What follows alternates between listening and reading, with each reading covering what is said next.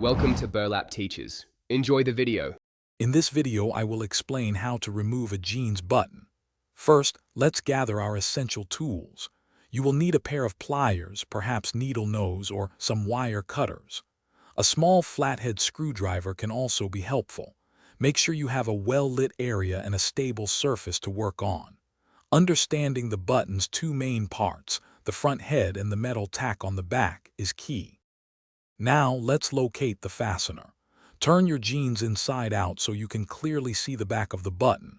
You'll notice a small, pointed metal post, often with a tiny cap or disc, which is the tack.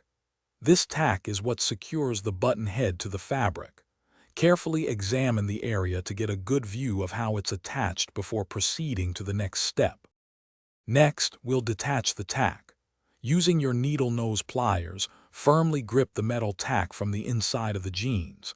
Gently wiggle and pull the tack away from the fabric.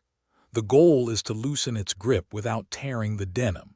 If the tack is stubborn, you can also use wire cutters to carefully snip the tack as close to the fabric as possible, ensuring a clean cut.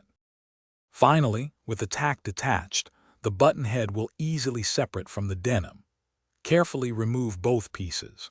Take a moment to inspect the fabric for any small holes or frayed edges where the button was attached. If you plan to replace the button, you might consider reinforcing the area with a small piece of interfacing or a few stitches to ensure the new button holds securely for a long time. Thanks for watching. Consider subscribing if this video helped you.